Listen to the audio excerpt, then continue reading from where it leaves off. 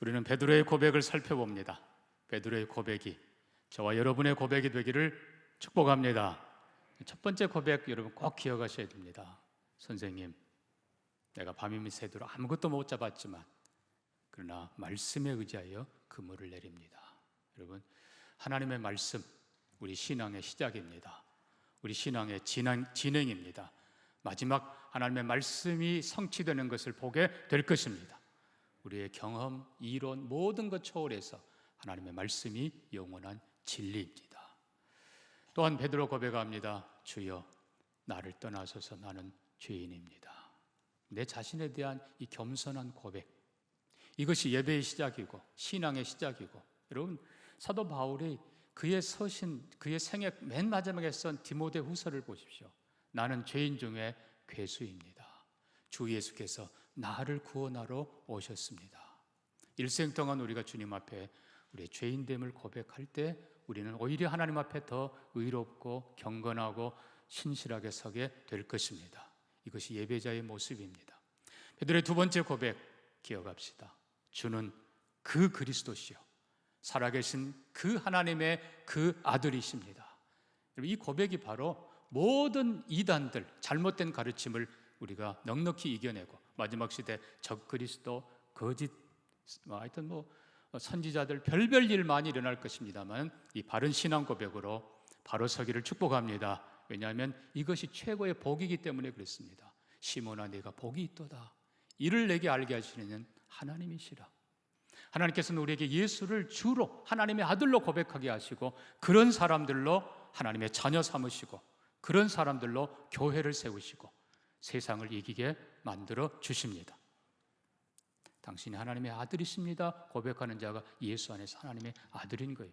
이 고백이 바로 천국의 열쇠입니다. 동맹의 모든 성도님들은 한 사람 예외 없이 베드로의 이 고백, 내 고백 되기를 주의 이름으로 축복합니다. 축복합니다. 딱 한 사람 아멘 안 하네. 축복합니다. 아멘. 오늘은 세 번째 고백을 봅니다. 오늘 변화산의 이 예수님의 영광 이 부분을 사도 베드로는 훗날 그의 서신 베드로 후서 1장에서 이렇게 고백합니다. 우리 주 예수 그리스도의 능력과 강림하심을 너에게 알게 한 것은 교묘히 만든 이야기를 따른 것이 아니라 우리는 그의 크신 위엄을 친히 본 자라. 지극히 큰 영광 중에 소리가 나기를 이는 내 사랑하는 아들이요 내 기뻐하는 자라 하실 때에 그가 하나님 아버지께 존귀와 영광을 받으셨느니라. 이 베드로의 세 번째 고백은 나는 주의 영광을 보았다. 여러분, 이 예수 그리스도의 영광을 친히 보았다. 근데 여기 보면 우리는 이라고 표현합니다.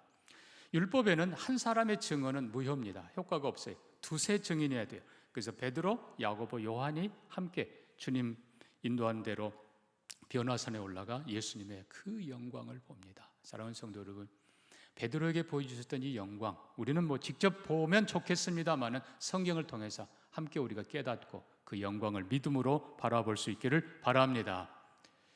주의 영광을 보았다. 이 변화산의 이 사건은 먼저는 베드로가 고백한 주님은 그리스도십니다. 살아계신 하나님의 아들이십니다. 그 고백에 대한 확증입니다. 예수 그리스도가 과연 하나님의 아들인 것을 영광 중에 보여주십니다. 뿐만 아니라 예수님이 바로 앞에 16장, 그러니까 베드로 고백한 이후에 비로소 예루살렘에 올라가 고난받고 십자가 지고 죽임당하게 될 것을, 그러나 사흘 만에 다시 부활할 것을 말씀하시니라. 그 일로 인해서 제자들이 근심했다, 두려워했다고 그랬어요. 그러나 예수님께서는 자기의 영광을 보이시면서 두려워 말라, 나는 영광의 주. 그리고 또한 이것은 최후의 승리입니다. 고난은 받지만 반드시 승리한다는 것을 보여주시고 천국이 있음을, 하늘 영광이 있음을 확실하게 보여주십니다. 사랑하는 성도 여러분, 영광을 보시고 그 영광의 승리에, 축복에 동참하는 모두가 되기를 바랍니다. 자, 여기 두 사람이 등장합니다. 예수님 그리고 옆에 모세와 엘리야가 등장합니다. 모세는 율법의 대표, 엘리야는 선지자의 대표입니다. 예수님께서는 이 본문의 사건을 일부러 따로 높은 산으로 데리고 가서, 어딘지는 정확히 잘 모르지만 높은 산으로 데려가서 옛적에, 즉 출애굽기 24장에 옛날 모세가 하나님 앞에서 받았던 그 영광과 연관시키고 있다는 것입니다. 그래서 옛적에 이스라엘 백성들이 출애굽한 이후에 출애굽기 24장 보면은 10계명을 받고 언약 백성 되고, 그리고 거기에서 하나님 앞에 소를 잡아 그 피를 절반은 여호와의 번제단에 쏟아붓고 절반은 백성에게 부으면서 언약을 맺습니다. 그 후에 하나님께서는 모세와 아론과 나답 그리고 이스라엘 장로 70인을 불러 산으로 부르시고 그곳에 하나님의 영광을 보여주시고 청옥을 편듯하고 하늘같이 청명한 하나님의 그 모습을 보게 하고, 그리고 그곳에서 그들을 손대지 아니하시고 그들은 하나님의 영광을 보고 그 앞에서 먹고 마셨더라. 이 출애굽기 24장에 하나님의 그 영광의 모습과 지금 변화산의 예수님의 모습을 일부러 연관시키고 있는 것입니다. 자, 그러면 정확히 얘기하면 이렇습니다. 자, 하나님의 영광 앞에 대표인 모세와 아론이 있습니다. 그리고 이쪽에는 예수 영광 앞에 모세와 엘리야가 있습니다. 결국 이쪽에는 물론 아론, 어떻게 보면 죄송하지만 실패한 모습이지만 이미 구약은 모세가 대표입니다. 그리고 선지자 중에 엘리야가 대표입니다. 이 두 사람은 또한 동등하게 하나님의 영광을 보았던 사람입니다.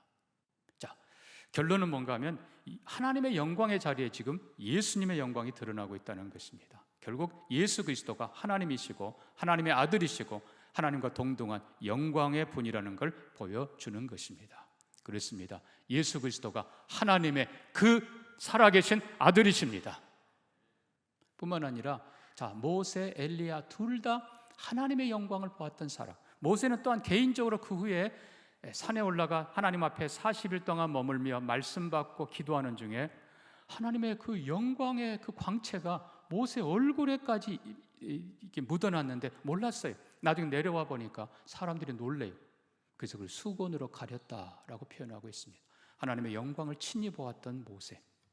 엘리야도 열왕기상 18장 우리가 아는 대로 불의 사건, 그리고 비 오는 사건, 그리고 그 다음에 바로 이어서 이세벨이 죽이려고 하는 걸 피해서 시내 산으로 갑니다. 그리고 하나님의 영광 앞에 거해요. 그러니까 결국은 하나님의 영광을 추구했던 두 사람, 보았던 두 사람. 자, 결국은 결론은요, 모세와 엘리야가 아니라 바로 중앙에 있는 예수 그리스도가 주인공이십니다. 실제로 예수 그리스도는 하나님이시고 또 성령님도 하나님이십니다. 예를 들면 성령님도 마태복음 3장 보면 예수님 요단강에서 세례받고 올라오실 때 성령이 비둘기같이 하늘로부터 임하셨다.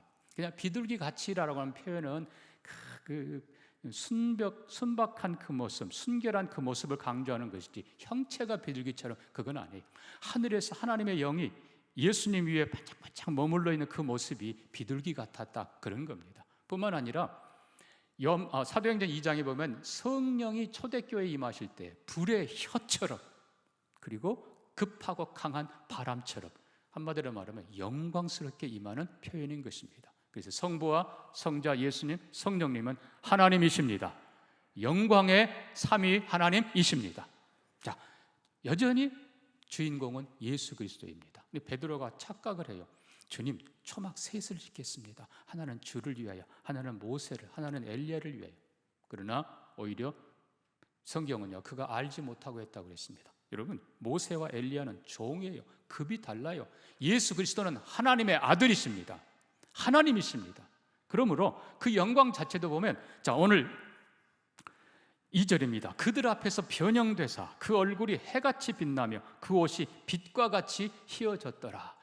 예수의 그 영광은 감히 그의 옷이 가릴 수가 없어요. 그래서 주님께서 그의 신성을 드러내시고 영광을 펼치셨을 때 옷을 뚫고 그냥 빛이 나오는 거예요. 근데 모세가 받았던 얼굴의 영광은 수건으로 가릴 정도고 얼마 후에는 사라졌어요. 그러니까 모세의 영광과 예수님의 영광은 차원 자체가 다른 것입니다. 예수는 하나님이십니다. 오늘 본문의 2절 보니까 그들 앞에서 변형되사 하라는 표현을 썼습니다. 근데 원래는 여러분 변형이 아니라 변화입니다. 근데 여기 왜 변형이라는 어떻게 보면 조금 더 강한 단어를 썼어요. 그냥 예수님의 육신 안에 있던 신성이 해처럼 빛났다, 이게 아니고 그 안에 있는 이 하나님의 형상이 해처럼 빛나서 거의 그냥 육신의 모습이 보이지 않을 정도로 그렇게 영화스러웠다라는 표현인 것입니다. 자, 이미 말씀드린 대로 예수는 참 하나님이시고 주님 선언하신 대로 내가 세상의 빛이니라. 또 제자들이 고백합니다. 말씀이 육신이 되어 우리 가운데 오시니 우리가 그 영광을 보니 아버지의 독생자의 영광이요 은혜와 진리가 충만하더라. 태초에 말씀이 계시니라. 이 말씀이 곧 하나님이시고 그 안에 생명이 있었고 그 안에 빛이 있었으니 참 빛, 세상을 비추는 참 빛이시라. 그러니까 예수 그리스도의 그 빛은 창조주의 빛이고 이 세상 모든 것을 밝히는 능력의, 존귀의, 영광의 빛이십니다. 여러분, 이 예수님의 그 영광스러운 모습을 믿음으로 바라보는 여러분 되기를 축복합니다. 그래서 결국 주인공이 모세 엘리야가 아니라 예수 그리스도입니다. 그리고 하늘에서 음성이 납니다. 이는 내 사랑하는 아들이요 내 기뻐하는 자라. 너희는 저의 말을 들을지어다. 모세 엘리야 포함해서 베드로 요한 야고보 포함해서 이 땅의 모든 사람들은 다 하나님의 아들 예수 그리스도의 음성을 들어야 됩니다. 그의 음성이 생명이고 누구든지 마지막 날 나사로야 나오너라 부르던 그 아들의 음성을 들을 때 다 살아나게 될 것입니다. 너희는 그의 음성, 그 아들의 음성, 단수의 그의 음성을 들으라. 모세와 엘리야는 곧 사라집니다. 그러나 예수 그리스도만 남습니다. 여러분, 언제나 여러분의 신앙 안에 성경 읽으며 뭐 하면서 물론 아브라함 중요하고 모세 중요하고 다 중요하지요. 그러나 언제나 예수 그리스도를 바라보시기를 주의 이름으로 축복합니다. 마지막 요한계시록 남는 분도 예수 그리스도이십니다. 자, 그런데 이 하나님께서는 이 하나님의 영광을 사실 바울에게도 보여주시죠. 아까 말씀드린 대로 이 영광을 보여준 이유가 이제 곧 십자가 선언을 하니까 제자들이 두려워했고 근심했다. 여러분 마찬가지예요. 모든 하나님의 백성들이 고난 가운데 있을 때, 시련 가운데 있을 때 하나님께서는 영광을 보이십니다. 그래서 사도 바울도 고린도후서 12장 보면 내가 셋째 하늘에 올라간 한 사람을 알고 있다. 그가 몸 안에 있었는지 몸 밖에 있었는지 나는 모르거니와 결국 누구라는 거예요? 바울 자신이라는 겁니다. 나는 모르거니와 말할 수 없는 영광을 내가 보았는데 그것을 너무 나를 교만하게 할까 봐서 하나님께서 내게 사탄의 사자 가시를 주셨다라고 고백합니다. 그 사도 바울은 하나님의 영광, 천국의 영광을 보았기 때문에 어떤 시련도 이겨낼 수 있었고 담대하게 복음을 전할 수 있었던 것입니다. 우리도 이 영광 가운데 거하기를 축복합니다. 자, 스데반도 보십시오. 사도행전 8장 보면 스데반이 7장에 돌에 맞아 순교합니다. 여러분 얼마나 비극적인 모습입니까? 그러나 스데반에게 하나님께서는 하늘의 영광을 보이십니다. 하늘 문이 열리고 그리고 하나님 영광의 보좌 우편에 예수 그리스도께서 서신 것을 보여주십니다. 스데반이 외칩니다. 보라, 하늘이 열리고 인자가 하나님 우편에, 영광의 우편에 서 있는 것을 내가 보는도다. 아멘입니까? 여러분, 결국 하나님께서는 어떻게 보면 인간의 눈으로 볼 때는 가장 비참하고 고통스러운 처형의 순간, 순교의 순간이지만 지극한 영광으로 보여주십니다. 이것이 신앙이고 이것이 진리입니다. 다시 얘기합니다. 이건 환상이 아니에요. 실제예요. 그래서 베드로가 나는 주의 영광을 보았다. 우리가 보았다. 나만이 아니라 요한도 보았다. 야고보도 보았다. 고백하는 것입니다. 자, 근데 우리가 이 본문의 말씀을 예수님 중심의 영광, 그것이 메인이고 사실입니다. 그러나 우리가 조금 각도를 옆으로 보면서 또 다른 영광들을 보는 것입니다. 그 첫째가 바로 기도자의 영광입니다.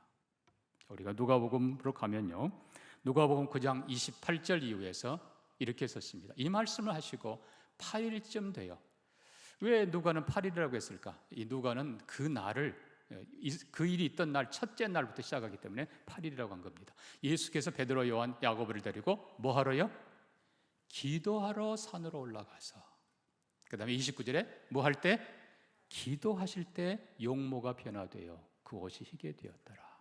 그러니까 특별히 누가는 기도자의 영광을 강조합니다.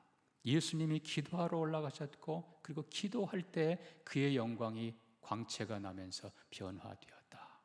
그렇습니다. 사랑하는 성도 여러분, 하나님께서는 오늘도 하나님을 진심으로 찾으며 하나님의 영광을 바라보며 기도하는 사람들에게 먼저는 그 얼굴빛을 밝게 만들어 주십니다.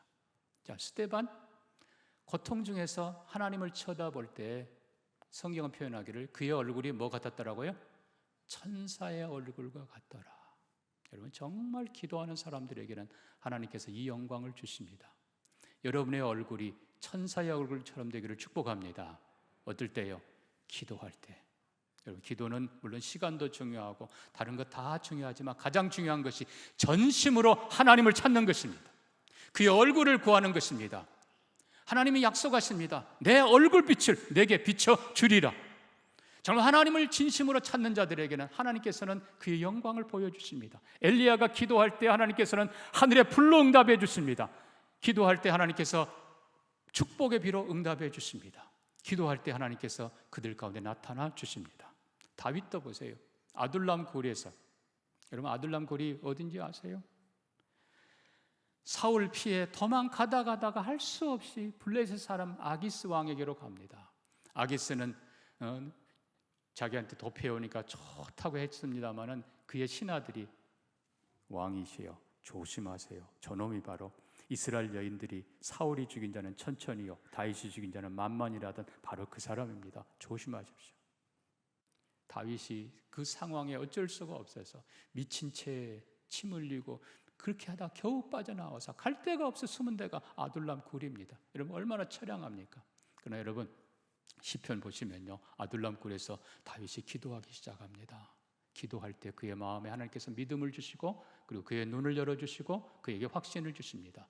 내가 기도하고 하나님을 찬양하리라. 새벽을 깨우리로다. 그리고는 다윗이 기도하면서 자기의 비참한 처지를 한탄하는 것이 아니라 그가 하나님의 영광을 봅니다. 마지막 다윗의 기도가 뭡니까? 주의 영광이 온 세계 위에 가득하기를 원하나이다. 여러분 다윗이 하나님의 영광을 보았기 때문에 하는 고백이, 여러분 고난과 시련과 어떤 상황 속에서도 간절히 기도하는 여러분 되기를 바랍니다. 정말 하나님께서 살아계신 하나님이 기도에 응답하시며 여러분의 얼굴에 광채를 주시고 여러분의 삶의 복을 그리고 문제를 해결해 주실 것입니다. 어떤 분이 그런 얘기를 해요. 여러분 어미 새가 먹이를 물고 둥지에 옵니다. 그러면 새끼 새들이 그냥 먹이 달라고 입을 막 벌리고 소리를 지릅니다. 자, 그러면 어미 새가 누구한테 줄까요? 똑똑해서 순서대로 준다. 그거는 아니래요. 어미 새가 쫙 한 바퀴 둘러보고 입을 제일 크게 벌린 놈에게 준답니다. 아멘이? 그럼 하나님을 향해서 하나님이 저는 필요합니다. 하나님만 필요합니다. 하나님의 얼굴을 보기를 원합니다. 모세도 주의 영광을 보게 하옵소서. 엘리야도 주의 영광을 보게 하옵소서. 여러분 수많은 사람들이 주의 영광 사모하면서 하나님을 바라보는 자들에게 하나님께서는 이 영광을 보여주십니다. 그러므로 기도자의 영광, 오늘도 믿음으로 기도하는 자들에게 하나님께서는 놀라운 것들을 보여주십니다. 크고 비밀한 일을 내게 보여주리라. 이 영광을 바라보는 기도의 사람들 되기를 주의 이름으로 축복합니다. 또 하나는요, 정말 중요한 부분입니다. 누가복음 다시 돌아가 보면 9장 30절에 모세와 엘리야가 나타나서 무슨 얘기를 하고 있어요? 뭘까요? 자, 문득 두 사람이 예수와 함께 하는 모세와 엘리야라. 영광 중에 나타나서 장차 예수께서 예루살렘에서 뭐 하실 것을? 별세하실 것을 말하고 있었다. 결국 모세와 엘리야, 모든 율법 그리고 성전의 모든 희생 제물들 대표하는 모세, 그리고 선지자를 대표하는 모든 대표자 엘리야가 했던 말이 한마디로 말하면 예수님의 예루살렘의 별세. 근데 여러분 이 별세라는 말은 말 그대로 죽음에 대한 또 다른 표현입니다. 별세하셨습니다. 떠나셨습니다. 그러나 이 단어 헬라어는 정확하게 엑소더스입니다. 여러분 엑소더스가 뭐예요? 출애굽기입니다. 그러니까 모세와 엘리야가 했던 이 얘기 핵심적인 단어 엑소더스, 이 말의 뜻은 한편으로는 예수님이 죽으실 것이다 라는 표현이지만 그러나 그 이상입니다. 옛적에 모세 때에 애굽의 10번째 마지막 재앙, 어린 양 죽여 그 피를 문설주에 바른 집은 죽음의 천사가, 심판의 천사가 넘어가고 이스라엘 백성들이 엑소더스, 출애굽했습니다. 노예에서 자유로, 애굽의 모든 고난과 핍박에서 영광으로 탈출, 이게 바로 엑소더스입니다. 마찬가지로 이제 예수님께서 십자가에 죽으십니다. 그런데 예수의 십자가의 죽으심이 고난, 물론 들어가죠. 부정적인 의미가 아니라 적극적인 승리의 의미인 것입니다. 그 피로 자기 백성, 모든 백성들의 죄를 사하시고 예수 그리스도가 무덤에 내려가 죽음에 들어가시지만 죽음으로부터 출애굽하십니다. 그리고 자기뿐만 아니라 모세 혼자가 아니라 모든 백성들을 끌고 나온 것처럼 예수 그리스도가 십자가의 죽으심으로 인해서 이 땅의 모든 하나님의 백성들을 영원한 저주와 심판과 죽음과 지옥 권세로부터 이끌고 나오십니다. 이게 출애굽이에요. 거기에 한 걸음 더 나가서 별세, 이 세상을 떠나시는 것, 죽음으로 떠난 개념이 아니고 가장 긍정적으로, 가장 적극적으로 승천이십니다. 예수 그리스도가 승천하신다. 그러므로 한편으로는 이 별세, 십자가가 당연히 고난입니다. 당연히 저주예요. 당연히 부끄러운 거예요. 죄인에게 내리는 처형의 십자가입니다. 그러나 성경은 영광 중에 나타나서 예수의 별세를 모세와 엘리야가 얘기했다. 이 말은 다른 말로 표현하면 십자가가 곧 영광이라는 것입니다. 예수의 십자가, 예수의 고난, 예수의 희생이 바로 예수 그리스도에게 최고의 영광이라. 그래서 히브리서 2장 9절은 이렇게 썼습니다. 우리가 천사들보다 잠깐 못하게 하심을 입은 자, 곧 죽음의 고난으로 인하여 영광의 관을 쓰신 예수를 보니. 다시 표현합니다.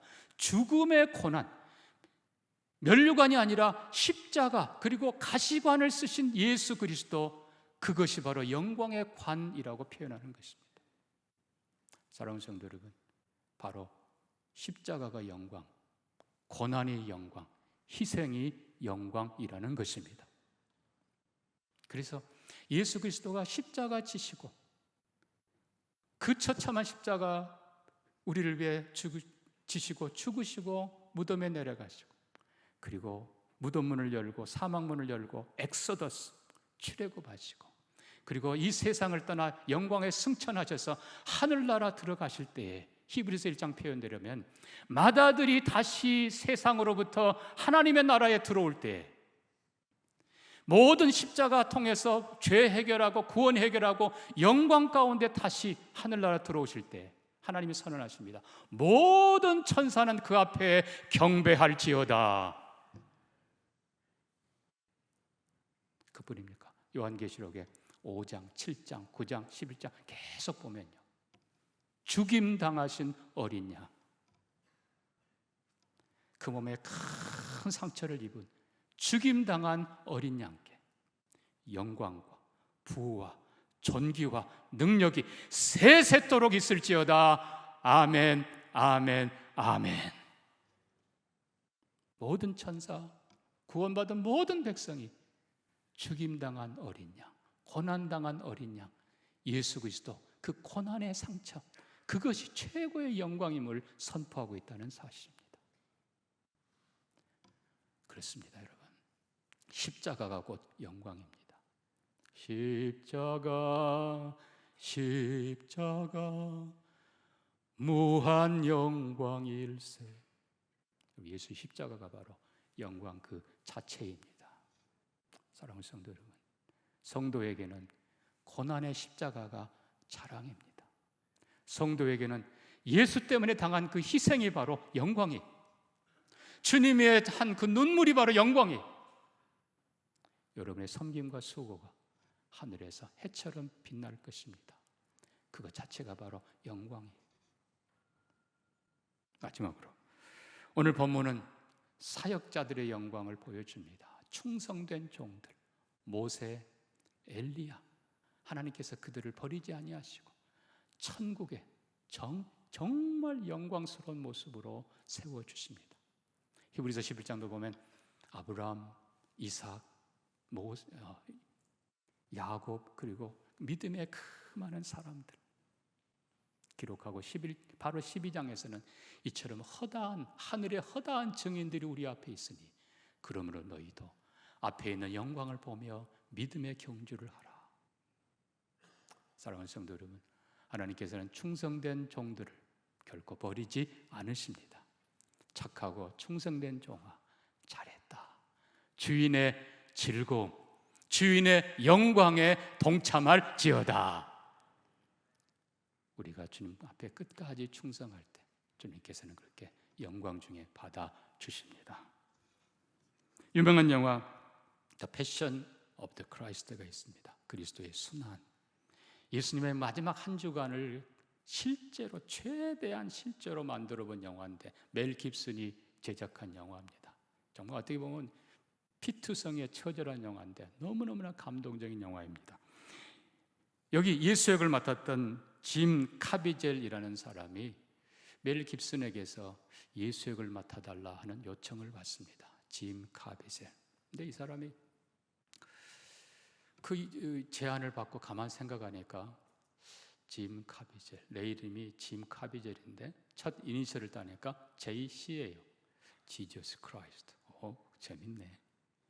보니까 자기 나이가 33살이에요. 하나님이 특별히 맡기시는가 보다. 예, 해보겠습니다. 그런데 이 원어로 그냥 그 헬라어로 아람어로 직접 해야 되니까 이게 얼마나 쉽지 않았는데 더 어려운 것은 웬만한 그 예수님의 고난 그거를 다 해야 되는 거예요.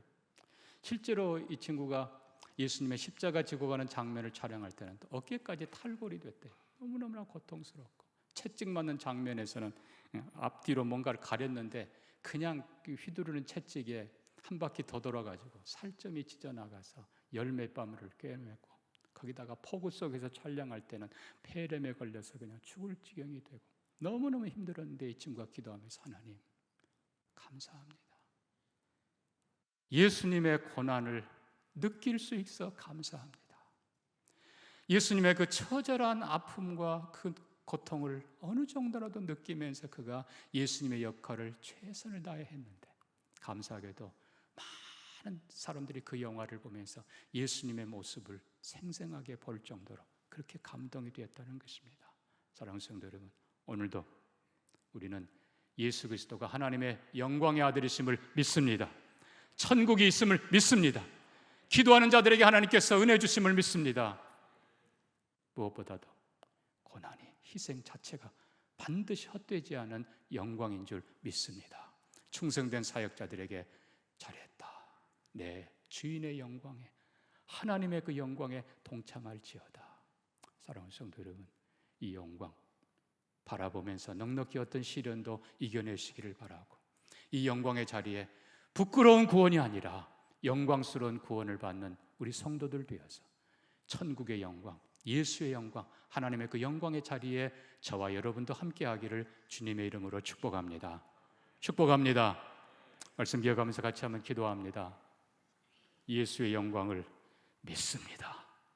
천국의 영광을 믿습니다. 최후의 승리를 믿습니다. 오늘도 기꺼이 앞서간 믿음의 사람들처럼 나도 믿음의 길을 걷기를 원합니다. 그것이 또한 영광이고 충성된 자들에게 주인의 영광에 참여하게 할 줄로 믿습니다. 우리 같이 한번 기도합니다.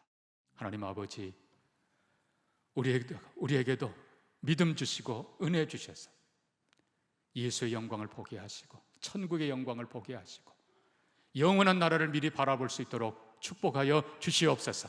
어떤 시련도 이겨내게 하시고 그것이 또한 복인 줄 알게 하시고 마지막 영광의 자리에 우리 모두가 함께 서 있도록 복을 내려 주옵소서. 예수님 이름으로 기도합니다. 아멘.